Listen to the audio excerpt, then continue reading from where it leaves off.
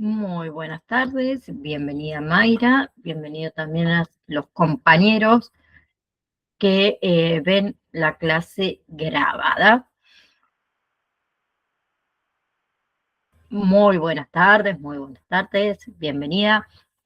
Hoy vamos a hablar de evaluación de la escena y cinemática del trauma, un tema muy importante, ¿sí?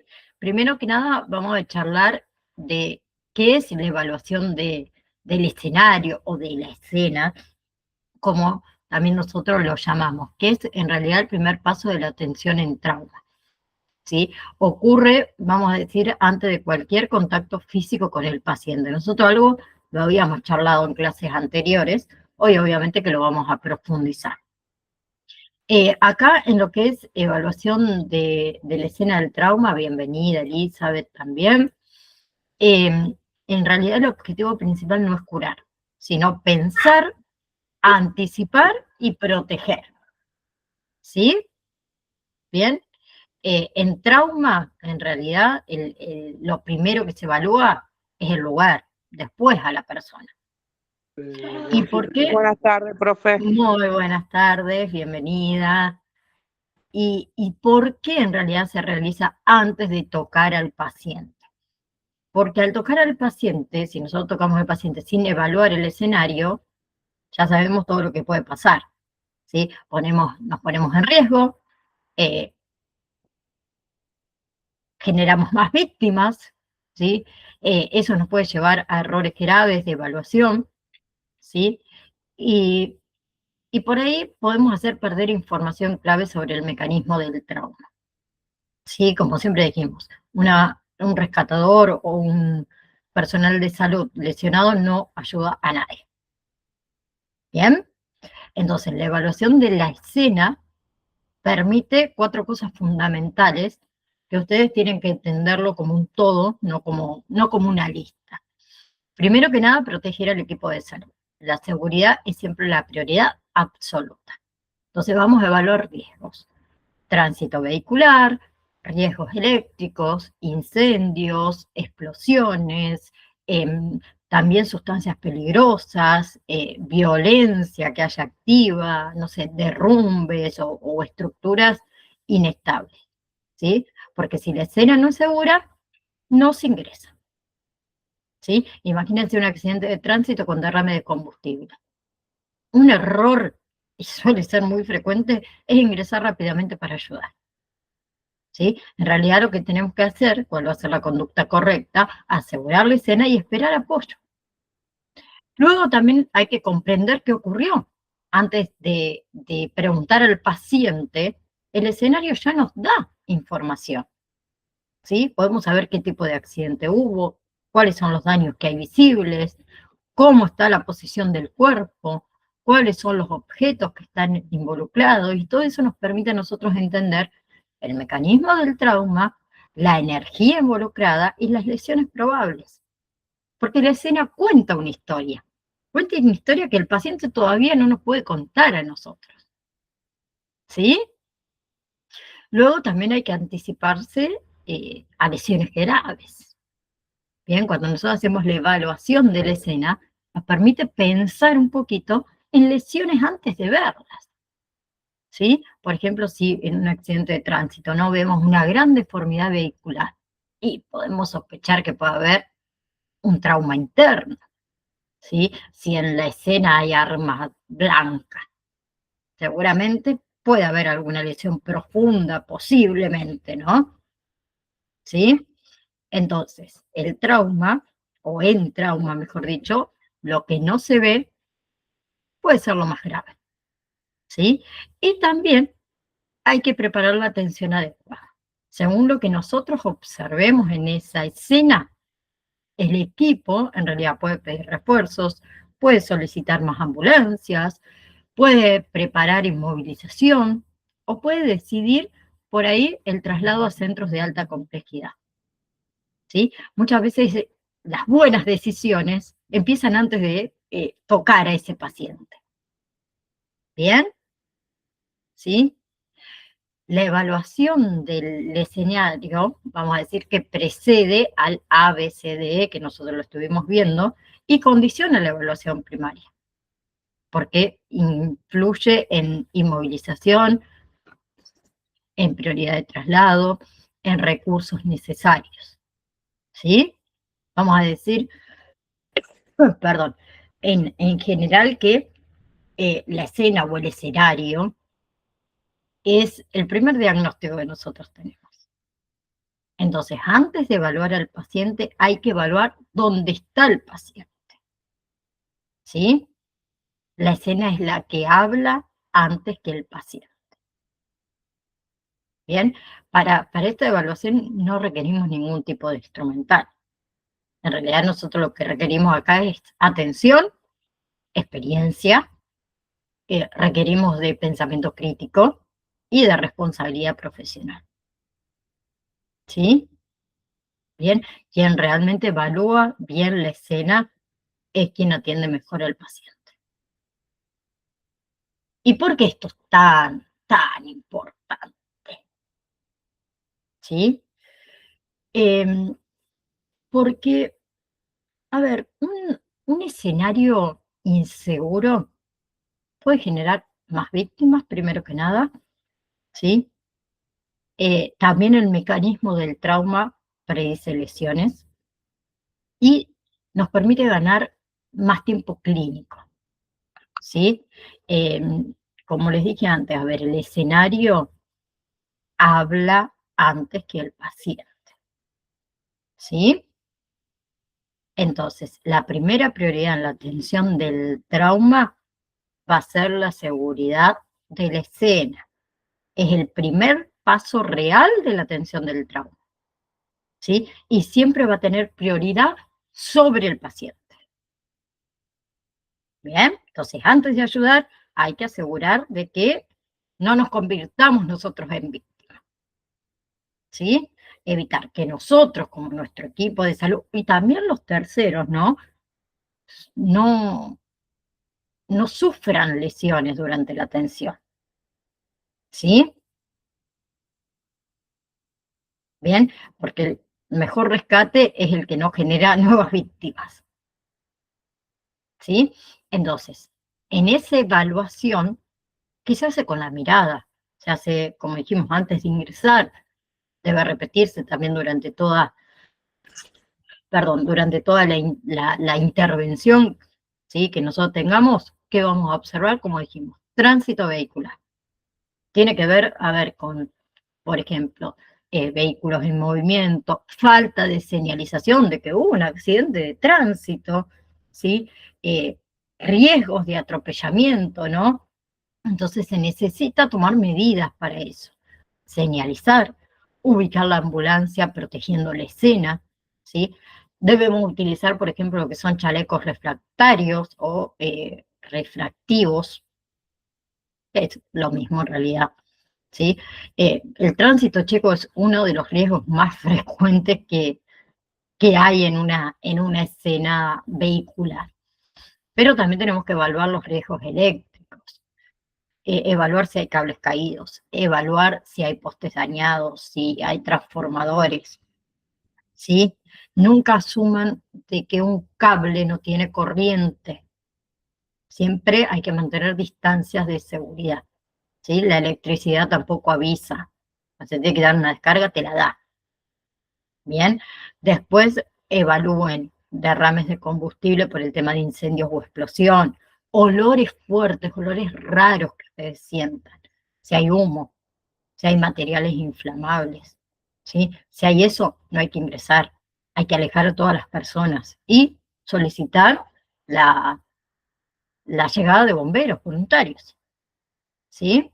También evalúen el tema de las sustancias peligrosas, productos químicos, como dijimos, gases también, materiales que son desconocidos, ¿sí?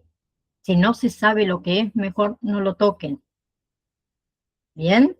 Y si la escena es violenta, hay violencia, ¿sí? Hay que observar si hay armas, si está el agresor o los agresores, ¿sí? se pueden encontrar con eso, en serio, con armas visibles, con peleas, con amenazas, con el agresor todavía en la escena, ¿sí? Y no hay que intervenir ahí. Hay que esperar a que lleguen las fuerzas de seguridad, o sea, la policía, ¿sí? Porque no va a haber atención sanitaria en una escena que es insegura. Y también, como les dije antes, el tema de los derrumbes, de las estructuras inestables, ¿sí? Observen las paredes, observen los techos, observen los árboles, observen los vehículos volcados inestables, ¿sí? Observen si hay riesgo de colapso, ¿sí? A ver, ¿por qué esto es importante? Porque un movimiento, uno solo, por más chiquito a lo mejor que sea, puede provocar derrumbes, ¿sí? Entonces, principio fundamental y simple. Si la escena no es segura, no se ingresa, ¿sí? Y eso no es falta de vocación, chicos. Es criterio profesional, es autocuidado, es parte en realidad de nuestro protocolo, ¿sí? Bien, porque el tema de esperar también es una decisión correcta. Bien, por ejemplo, si ustedes se encuentran con un accidente de vial con cables caídos, hay riesgos que están identificados. Posible corriente eléctrica activa, ¿sí? Entonces no nos vamos a acercar rápidamente a asistir, ¿sí? Mantenemos la distancia, aseguramos el perímetro, solicitamos el apoyo a la empresa eléctrica, a los bomberos, por ejemplo, y recién ingresamos cuando ese escena es seguro, ¿sí? Porque la urgencia no justifica el riesgo. Bien, entonces, error número 1, entrar sin evaluar, ¿sí? Segundo error, confiar en que ya pasó el peligro. Tercer error, subestimar riesgos ambientales. Y el cuarto error es priorizar al paciente sobre nuestra seguridad, ¿sí? Porque acá no hay héroes en el trauma, hay profesionales. Entonces, primero me cuido yo para poder cuidar a los otros. ¿Bien? Clarísimo, creo. Ay, perdón. Vamos con cinemática del trauma o mecanismo del trauma, también se llama, obviamente de esa manera, que en realidad este es el corazón del tema y el que más cuesta por ahí que uno haga el clic. Entonces, la cinemática del trauma en realidad es el análisis, vamos a decir, de cómo, cuánta y de qué manera la energía del accidente se transmite al cuerpo humano, produciendo lesiones, ¿sí? No se centra, digamos, en lo que el paciente tiene, sino en lo que le pasó, ¿sí? Porque el cuerpo se lesiona según la energía recibida, ¿sí? ¿Y por qué es importante la cinemática del trauma? Porque a nosotros nos permite sospechar lesiones antes de encontrarlas. Nos permite identificar pacientes graves aunque estén lúcidos. Nos permite evitar subestimar traumatismos y nos permite decidir inmovilización y traslados adecuados, ¿sí? Porque en trauma, como les dije, la energía explica la gravedad más que los síntomas iniciales de ese paciente, ¿sí? Ahora, y presten atención, toda lesión traumática va a depender de qué? De la cantidad de energía, de la velocidad, de la masa y de la forma en la que se detiene el cuerpo, ¿sí?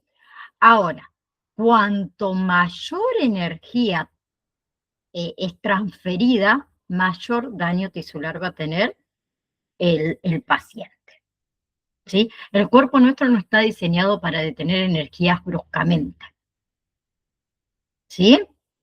Entonces, hay diferentes tipos vamos a decir, de mecanismos del trauma, por ejemplo, lo que son los accidentes de tránsito, ¿qué debemos nosotros observar en ese escenario?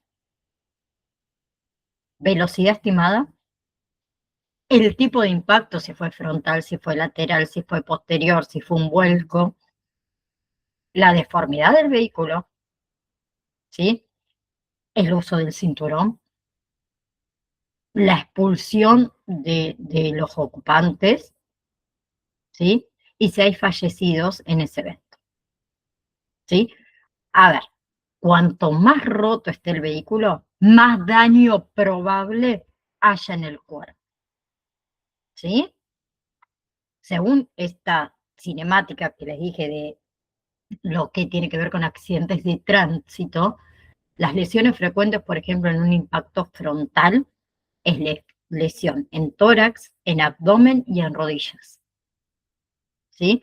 Cuando el impacto es lateral, mayormente hay lesiones torácicas o en lo que es lesiones pélvicas. Cuando se produce un vuelco, puede haber lesiones múltiples, lesiones de columna, por ejemplo, ¿sí? Bien. Por ejemplo, si ustedes ven un paciente caminando tras un choque frontal, ¿sí? De frente a alta velocidad, aunque ese paciente esté consciente, ustedes siempre sospechen de que, de que puede tener lesiones internas, obviamente de que hubo una alta energía involucrada, ¿sí? Porque fue de frente, ¿sí? Y tengan en cuenta la inmovilización y el traslado que va a ser prioritario, ¿sí? Y otros me dirán, bueno, pero, a ver, el paciente está consciente, está caminando ahí como si nada. Las lesiones internas no avisan, ¿sí? Después, por ejemplo, uy, Dios, en lo que es atropellamientos, ¿no? ¿Sí?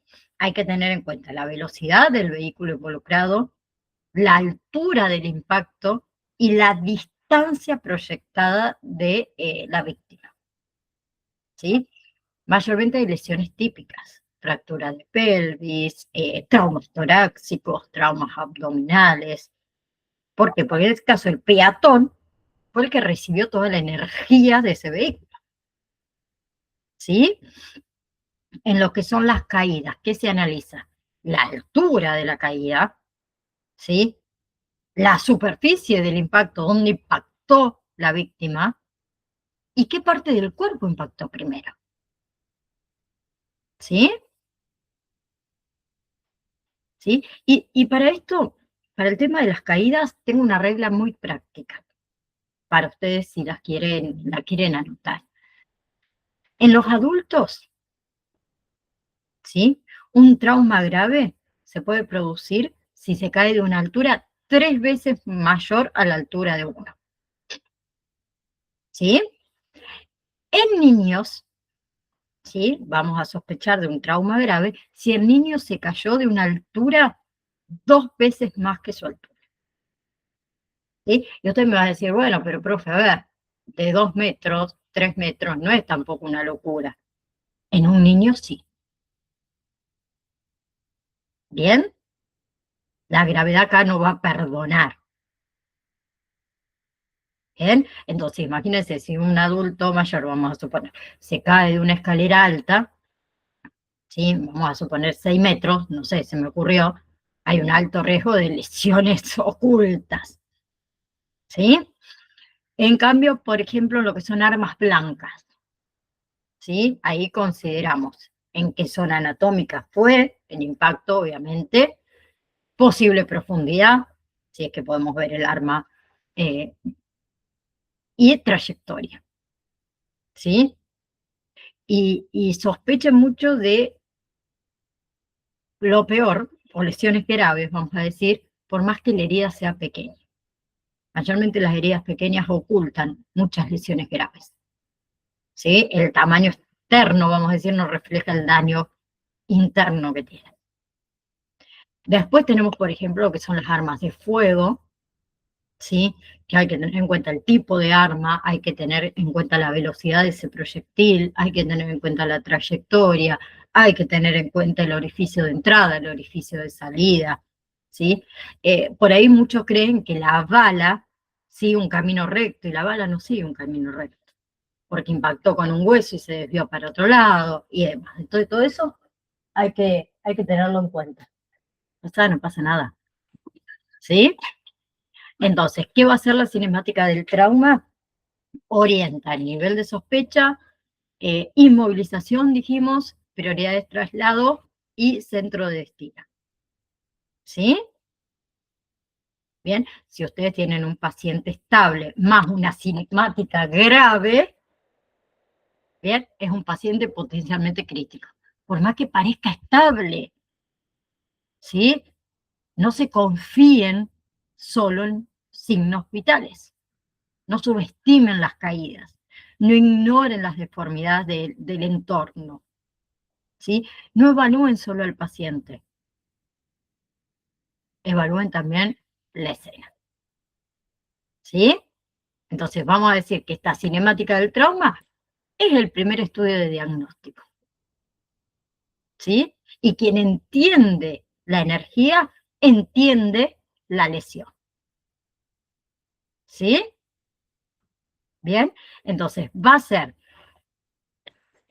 perdón, importante la cinemática del trauma, porque no son solo datos accesorios. Va a ser la herramienta clínica fundamental que permite pensar en lesiones antes de que esas lesiones se manifiesten. ¿Sí? Entonces, en trauma lo primero que vamos a hacer, además de la seguridad de la escena, que eso ya lo hablamos, es entender lo que pasó. Después se interpreta lo que se ve. ¿Sí? Lo primero que van a sospechar siempre en muchas lesiones graves, ¿sí? Lesiones internas, ¿sí?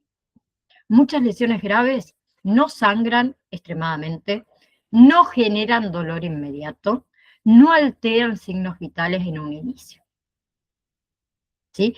Pero si nosotros evaluamos la cinemática del trauma, eso nos permite a nosotros sospechar de que puede haber hemorragias internas, de que puede haber lesiones de órganos sólidos, de que puede haber lo que son traumas torácicos ocultos o lesiones en la columna, ¿sí? Bien, como les dije, la lesión interna no avisa, se sospecha, ¿sí? Ahora, nos tenemos que anticipar nosotros a la gravedad, ¿sí?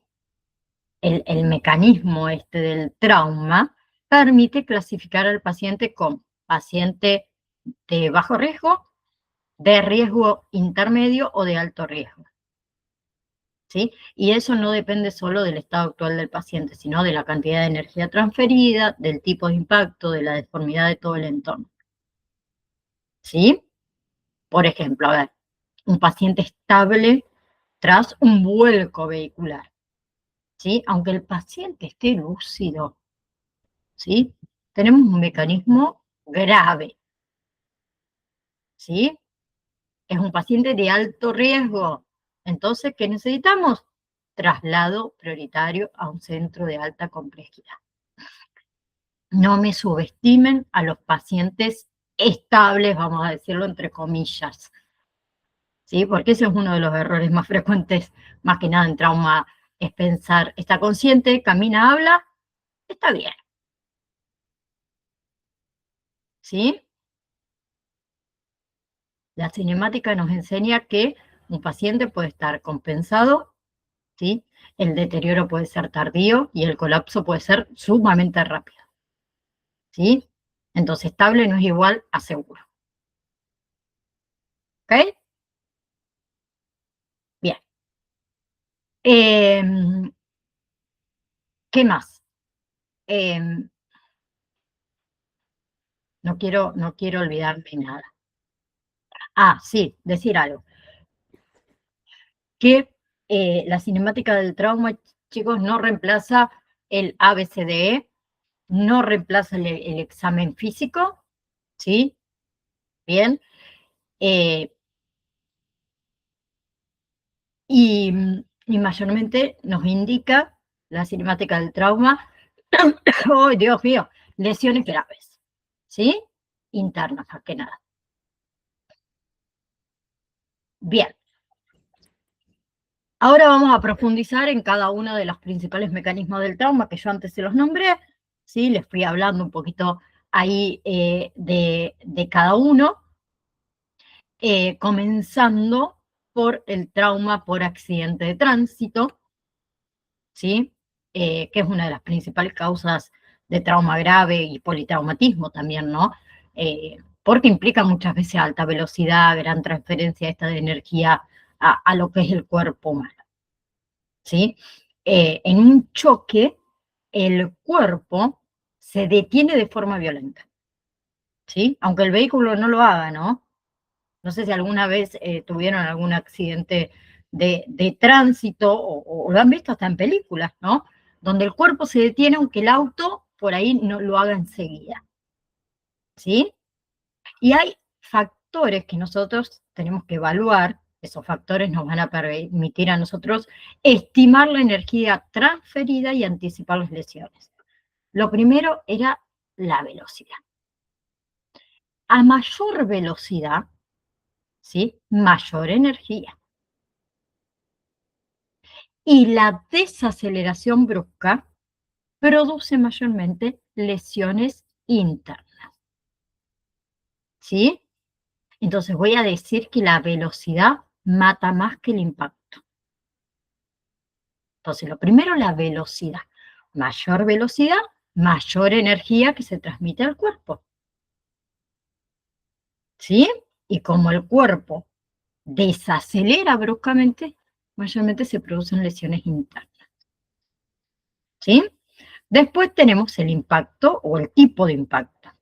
Habíamos hablado del impacto frontal, ¿sí? ¿Qué hace en un impacto uno frontal? El cuerpo se proyecta hacia adelante, ¿sí? Y íbamos a tener lesiones lo más frecuentes en donde en el tórax, por el tema del volante, por el tema del cinturón de seguridad, por ejemplo, en la parte abdominal, todo lo que son nuestras vísceras, se ve tan amarillo hoy. Y la otra lesión son la rodilla, o las rodillas, pues tenemos dos, perdón, y los fémures. Bien, en cambio, en lo que es el impacto lateral de costado, ¿sí? Donde nosotros también tenemos menor protección estructural de costado, ¿sí? Y a alta energía va directamente al cuerpo, donde mayormente tenemos lesiones de la pelvis, del tórax, de abdominal. Y en los vuelcos, ¿sí?, donde vamos a tener múltiples impactos, ¿no? Bueno, impacta de todos lados, ¿bien? Hay fuerza de rotación, fuerzas rotacionales, ¿sí? Entonces, mayormente tenemos lesiones cervicales o traumas múltiples. ¿Bien? Y tenemos algo muy importante que siempre hay que hacerlo antes de encender el vehículo, digo yo, el uso del cinturón de seguridad. Parece una pavada, pero el uso del cinturón de seguridad reduce la mortalidad, ¿sí? Pero no elimina, obviamente, lesiones internas, ¿sí? Hay lesiones asociadas al cinturón de seguridad, ¿sí? Contusiones abdominales, lesiones del intestino, lesiones de lo que es la columna lumbar y demás, ¿sí? Yo cuando tenía 17, sí, 17, estaba por cumplir 18, en mi época se sacaba el carnet de conducir a los 16, les aclaro, porque si no van a decir que hacía esta manejando un vehículo. Se sacaba a los 16, antes obviamente era 100% hasta los 18, responsabilidad de nuestros padres. Entonces yo saqué el carnet de conducir a los 16, aprendí a manejar a los 11, me encanta, y le tumbé el auto a mi papá, ¿sí? Iba por un camino de tierra a velocidad alta sin cinturón de seguridad. No tengo foto porque en esa época, bueno, estoy por cumplir 39, no existía tenía un teléfono que con suerte llamaba, ¿sí? El Nokia 1100, obviamente que todos los conocemos, eh, y iba por un camino de tierra, y no sé si conocen los caminos de campo, que mayormente las entradas a los campos como que está elevada del camino, ¿sí? Iba a alta velocidad, iba con una amiga al lado, y mi amiga me dice, ahí vas muy fuerte. Y yo, la Schumacher, viste, como diciendo, ¿qué decís vos si ni manejás? Una cosa así pensando en mi cabeza, inconsciente, ¿no? Obviamente. Le dije, ay, si tenés miedo, ponete el cinturón. Y no le termino de decir eso, que agarro la primera entrada al campo que estaba elevada y agarro una segunda. Y ahí me doy cuenta de que no podía sostener el vehículo iba para todos lados, y lo primero que se me pasó por mi cabeza, dije, si se muere mi amiga voy a tener un quilombo de la puta madre, en realidad mis padres. Entonces lo primero que hice fue me tiré sobre ella y la abracé, y dije que sea lo que Dios quiera, literal que sea lo que Dios quiera. Yo lo único que recuerdo hasta el día de hoy era ese camino de tierra, y el campo estaba elevado como unos 3 metros, y yo lo único que recuerdo en un momento es mirar de costado y ver pasto, pasto, pasto, pasto, y al segundo ver los postes del campo, ¿sí? Lo que tiene el alambrado, postes, postes, postes, postes, hasta que el auto se frenó. Yo suelto a mi amiga y le digo, Caro, ¿estás bien? Me dice, sí, estoy bien. Bajémonos del auto, dije yo. Chicas, si ustedes vieran cómo quedó ese auto, que eh, yo siempre digo que mi papá es un santo, porque literalmente mi papá estaba juntando plata para cambiar su auto y comprarse un vehículo nuevo, sirvió para chatarra, y nos veías a nosotros y decías, no, estas pibas no tienen nada, ¿qué les pasó? Y vos veías el vehículo y decías, las personas que iban conduciendo ese vehículo, literalmente tuvieron que fallecer, porque era una bola donde a mí el motor me quedó en el volante del auto, y por suerte, lo agradezco a la vida, y de ahí obviamente tomé conciencia. Yo lo único que tenía, la que manejaba, se ve que al impactar y al dar vuelcos, porque volcamos nosotros, que yo me enteré después cuando se evaluó la escena, yo tenía 2 marcas acá, ¿sí? En la pierna del volante, ¿sí? Y mi amiga tenía un cortecito acá apenas porque se dio con el espejito que tiene, lo único que tenía, ¿sí? Pero lo que me decían la policía, obviamente, los del personal, porque nos llevaron a hacernos radiografías y demás, porque no podían creer eh, cómo nosotros literalmente no teníamos nada. O sea, era como que, no sé, me hubiese caído de la bicicleta, una cosa así. Y hay que evaluar todo eso. Pero, por ejemplo, una cuestión que después, por suerte, me di cuenta, eh, cuando bajamos del vehículo, nos vamos al medio de la calle, digamos, ¿sí? Bajamos la colina y nos sentamos ahí las dos, como diciendo, ¿qué hacemos ahora, sí? ¿Viste? Las dos locas, que había dejado el auto en marcha, ¿sí? Que por suerte me di cuenta y lo fui a apagar, porque eso podría haber terminado en incendio, en explosión, bueno, y demás. Bueno, cuestión que estábamos bien, mi papá tuvo que pagar las hojas del campo que le coseché, el alambrado, no pudo cambiar el auto, se compró un autito usado, pero mi viejo, yo lo único que me acuerdo era que pues, nos tuvieron que ir a retirar obviamente a la policía, que hoy me río, ¿no?, de la situación, pero recuerdo llegar a mi mamá toda enloquecida, gritando como loca, y mi papá siempre fue así, con una calma, y me miró y me dijo, Nay, después de haber visto el auto, si manejaba yo, no estaría vivo. Fue lo único que me dijo cuando voy a decir, le hice pedazo el auto y no le sirve más. ¿Sí? Entonces, todo eso ustedes lo tienen que evaluar. Yo recuerdo cuando llegó bomberos voluntarios ahí, no podían creer que éramos nosotras dos las que íbamos arriba de ese vehículo. Y que hayamos estado sentadas y charlando como que no hubiese pasado nada, como que adentro del vehículo iban más personas, no nosotros. ¿Sí? Por suerte después, bueno, obviamente que todas las recomendaciones, que si sentíamos alguna lesión, que si sentíamos algún dolor durante los días anteriores, posteriores, debíamos recurrir al médico y demás. Por suerte no nos pasó nada, pero no todos corren esa suerte, ¿sí? Más que nada con los vuelcos, ¿bien? Y ninguna de las dos llevábamos el cinturón de seguridad, ninguna, ¿sí? Pero, eso no quiere decir que no hay que usar el cinturón de seguridad. Por algo está el cinturón de seguridad dentro de las normas, ¿sí? El cinturón de seguridad salva vida, pero no garantiza que no haya ningún tipo de lesión. ¿Bien? ¿Sí? Entonces, ¿qué van a observar? Más que nada la deformidad del vehículo.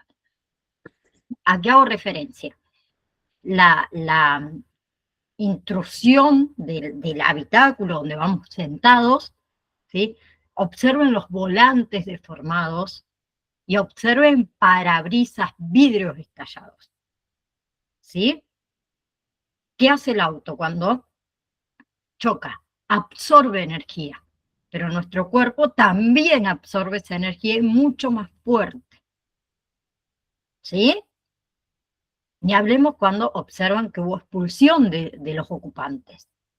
Eso es indicador de trauma de muy alta energía y alta mortalidad, ¿sí? Ahí ya asumimos que esa víctima puede tener politraumatismo o lesiones múltiples graves. ¿Bien? Y si observamos fallecidos en ese mismo evento, aumenta la sospecha de trauma grave en los sobrevivientes. ¿Sí? Si alguien murió en ese accidente, nadie está bien. Así de simple. ¿Sí? ¿Vamos hasta ahí? ¿Sí? Entonces, no me confíe solo en el estado de conciencia del paciente, no me subestimen la deformidad del vehículo, pensar que el cinturón descarta lesiones, no. Se puede lesionar uno siguiendo el cinturón de seguridad, lo mismo con los airbags, ¿sí? Y no integrar la cinemática al ABC, que ya lo vimos en las clases anteriores, ¿sí? Bien. Y después tenemos que también lo habíamos hablado, el atropellamiento, ¿sí? Lo profundizamos un cachín, que acá el mecanismo del trauma es de alta energía, ¿sí? Que es uno de los mecanismos más graves del trauma. ¿Por qué? Porque en este caso el peatón no tiene ningún tipo de protección frente a ese vehículo que viene en movimiento, ¿sí? Entonces, cuando hay un atropellamiento, el cuerpo recibe la energía completa de ese impacto, ¿sí? ¿Y por qué va a ser tan grave el atropellamiento? Porque generalmente se producen varios impactos sucesivos. El primer impacto que recibe el peatón es el vehículo contra el cuerpo, ¿sí? Bien, el segundo impacto mayormente es el cuerpo contra el capó, contra el parabrisas. Y el tercer impacto es el cuerpo contra el suelo. O sea, no es un golpe, es una secuencia de traumatismos, ¿sí? Bien. Entonces, ¿qué vamos a evaluar en todo esto? La altura del impacto, ¿sí? La altura que nos indica a nosotros. ¿Qué parte del cuerpo fue impactada primero? ¿Sí? Si el impacto fue bajo, por ejemplo, por el paragolpe del auto sería esto, ¿no? Para los que no sepan, ¿sí? Podemos sospechar rotura de tibia, de peroné, de rodilla, ¿sí? Si el impacto fue medio, ¿bien? ¿Dónde? Mayormente abdomen, pelvis. Y si el impacto fue alto, tenemos tórax, cabezas. ¿Sí? La altura del impacto predice las lesiones. Bien. Lo segundo a tener en cuenta es la distancia proyectada. A mayor distancia, acuérdense, mayor energía transferida. ¿Sí? Y si la proyección, o sea, el impacto y la víctima cae a varios metros, trauma grave. ¿Sí? Bien, porque el cuerpo no vuela sin alta velocidad. ¿Sí? Si no es alta velocidad, choca y cae. Si es alta velocidad, ¿qué hace el cuerpo? ¡Bum! Se va. ¿Sí? Observen los daños en el vehículo, dijimos, parabrisas roto, capó abollado, restos biológicos que haya visible y demás. ¿Sí? Bien. Y sospechen de todo lo que dijimos, lesiones cervicales, lesiones torácicas, pélvicas, lesiones graves. ¿Bien? Por ejemplo, si el paciente tiene fractura de pelvis, la fractura de pelvis aumenta hemorragias. Puede sangrar sin ninguna evidencia externa. ¿Sí? Entonces, pelvis fracturada es igual, diría yo, a riesgo de shock hemorrágico. ¿Sí? Si el paciente tiene un traumatismo cráneoencefálico. ¿Sí? Bien, por el mismo impacto contra el vehículo o por el impacto contra el suelo. Puede haber pérdida de conciencia, amnesia, confusión.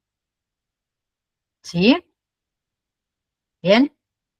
Y la actualización que hubo desde el año ahora 2025 es que todo atropellamiento, todo, no importa cuál, es sospecha de traumatismo craneoencefálico hasta que se demuestre lo contrario.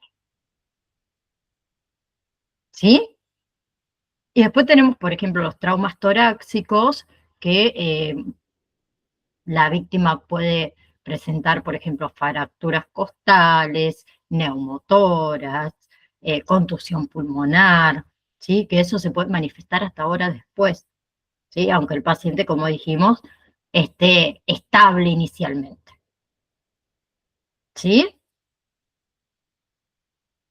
Bien, entonces, entre esas actualizaciones y esos enfoques 2025, dice que todo atropellamiento es considerado mecanismo del trauma mayor y se prioriza. Primero, evaluación de la cinemática. Segundo, sospecha de lesiones internas tempranas. ¿Sí? El uso de ecografías en trauma. ¿Sí? En realidad es que el paciente atropellado debe ser observado y monitorizado, aunque estén estables. ¿Bien? ¿Sí? Entonces, un peatón más un vehículo, trauma grave hasta que se demuestre lo contrario. ¿Sí? Y esa estabilidad inicial no descarta lesiones mortales. Después tenemos las famosísimas caídas, que también los hablamos. Esa imagen está media rara, porque este cuerpo lo hizo la inteligencia artificial, ¿no? Está en una manera y este está de otra, como que se quebró la cadera. Se quebró la mitad, parece. Sí, parece, sí, es como que, ahora me estoy dando cuenta, qué rara, ¿no? Eh, acá tenemos lo que es el mecanismo del trauma por desaceleración vertical, ¿sí? Que las caídas son uno de los mecanismos, digamos, de trauma más frecuentes y al mismo tiempo son prácticamente los más subestimados, ¿sí? Tanto en el ámbito prehospitalario como en el ámbito hospitalario. ¿Bien? ¿Por qué en realidad una caída puede ser tan grave? Porque el cuerpo, ¿sí? Acelera por la gravedad, o se acelera por la gravedad, ¿sí? E impacta bruscamente contra una superficie. O sea, se detiene el cuerpo de una forma muy súbita, ¿sí? Y eso genera lesiones internas, como les dije, por desaceleración. Incluso también lesiones externas que son evidentes, ¿sí? Bien, como les dije antes, en altura de la caída, la altura de la caída, el factor más importante es esa regla práctica que está vigente desde el año 2025, que en los adultos la caída debe ser mayor de 3 veces a su altura, traumatismo grave, y en los niños que esa caída debe ser mayor a 2 veces de su altura, también sospechamos de traumatismo grave. ¿Sí? Bien, no es lo mismo caer de una escalerita que caerse de un techo. También hay que tener en cuenta la superficie del impacto, ¿sí? Que determina cuánta energía se absorbe. Si caemos sobre superficies duras como cementos, como baldosas, como asfalto, hay mayor transmisión de energía. Si caemos sobre superficies más blandas como césped, como la tierra, hay menos absorción, pero eso no descarta ningún tipo de lesión. ¿Sí? Obviamente que si nosotros impactamos contra superficies duras, se multiplica la gravedad del impacto. Después hay que tener en cuenta la parte del cuerpo que impactó, ¿sí? Que eso nos indica qué órganos recibieron la mayor energía. Bien, porque dijimos, si se golpeaba la cabeza, podemos sospechar de lesiones cervicales, ¿sí? Bien, podemos sospechar de traumas cráneoencefálicos.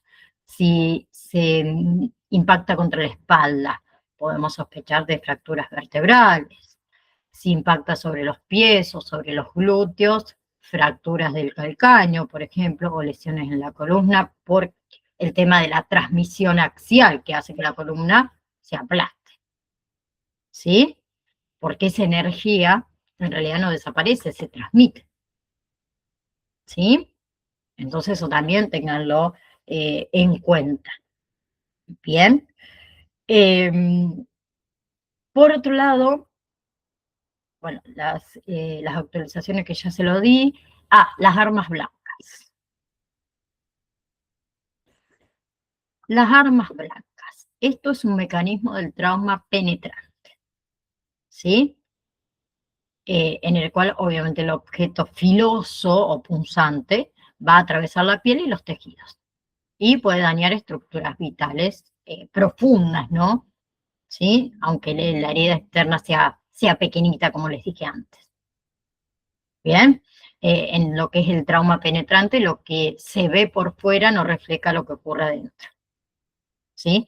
Son muy peligrosas, obviamente, porque el objeto puede atravesar múltiples planos anatómicos, puede lesionar vasos sanguíneos, puede lesionar nervios, puede lesionar órganos vitales, el sangrado puede ser interno, puede ser oculto, ¿sí? ¿Y qué debemos analizar primero nosotros acá?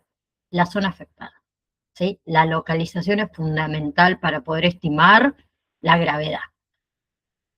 Tenemos zonas del cuerpo que son de alto riesgo, como es el cuello, como es el tórax, como es el abdomen, la ingle, la axila, ¿sí? Donde ahí hay grandes vasos sanguíneos, órganos vitales, y obviamente hay mucho más riesgo vital, ¿no?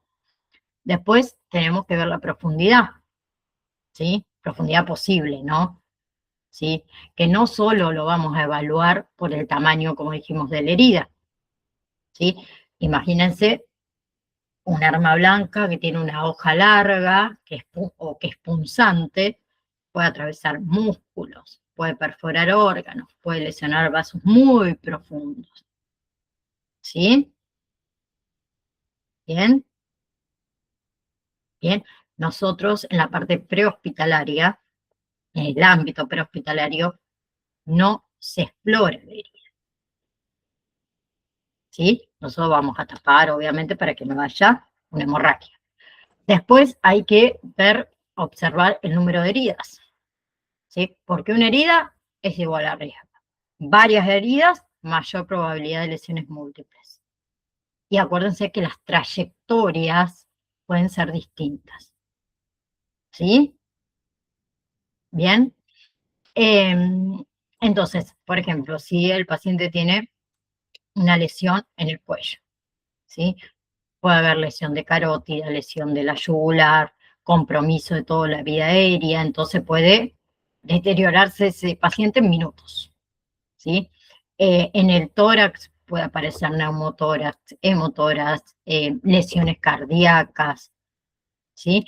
Y hay una actualización con respecto a las heridas con armas blancas, que toda herida torácica se sospecha de neumotórax, aunque el paciente esté estable, ¿sí?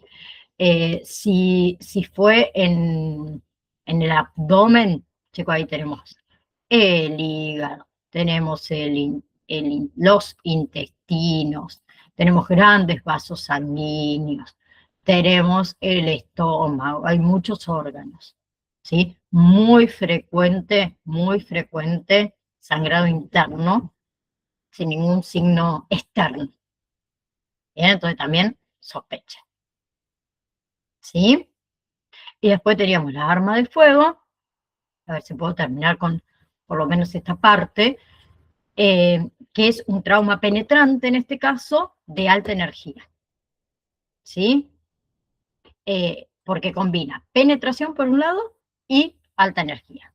Y eso produce destrucción tisular externa muy extensa, con una hemorragia masiva y con lesiones múltiples, ¿sí? Porque una bala no solamente va a perforar, va a transmitir energía y destruye tejidos a distancia, ¿sí? Entonces, ¿por qué van a ser tan graves esas heridas por arma de fuego?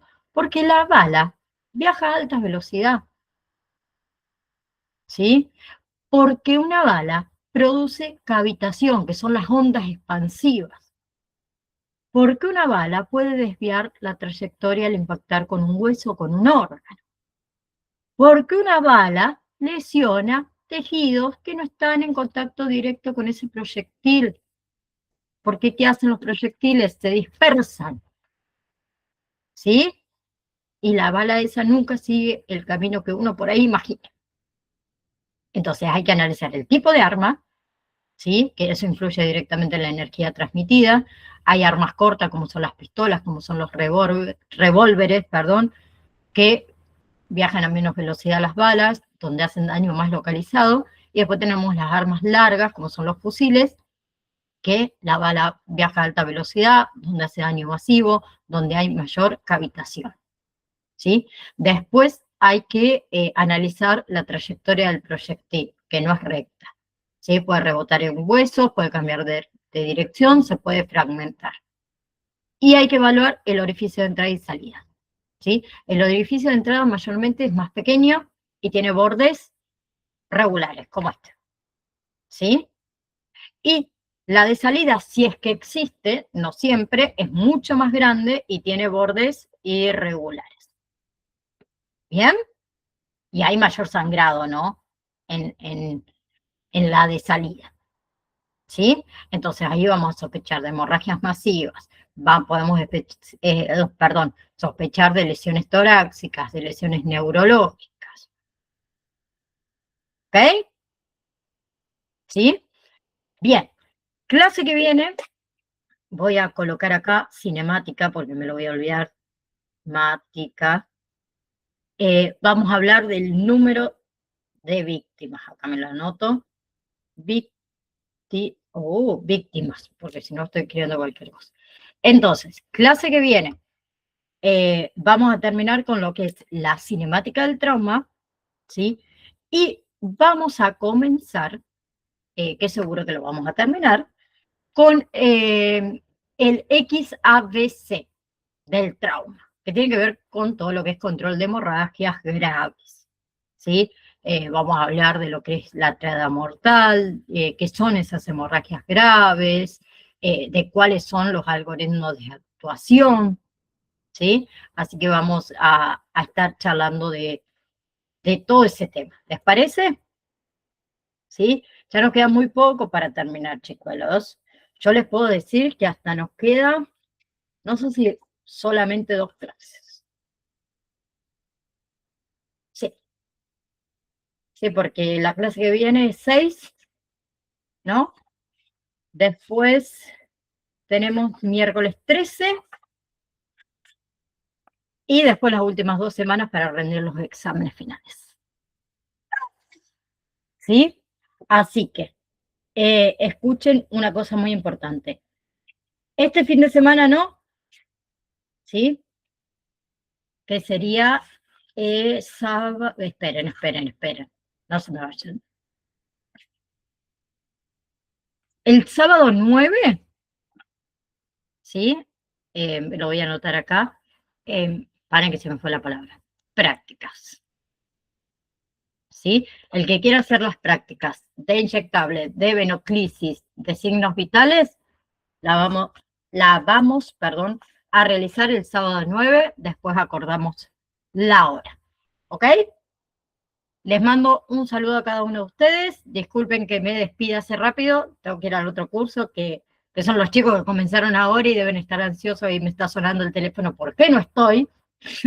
¿Por qué no estoy? Es como que ellos están, bueno, a todos les pasó, che, al principio. ¿Por qué la profe no está todavía? Porque vengo de otra clase, espérenme 5 minutos. Así que les mando un saludo enorme a cada uno de ustedes. Traten de conseguir los materiales y poder hacer las prácticas y consígase una víctima, como les dije. ¿Sí? Engáñenla, hagan lo que quieran, cualquier cosa, la culpa es mía. Y yo estando ahí les voy a decir, si ustedes no colaboran, víctimas, y lamentablemente la señorita o el señor va a desaprobar culpa de usted y usted se va a sentir muy mal. ¿Ok? Así que les mando un saludo enorme a cada uno de ustedes. Nos vemos la próxima clase.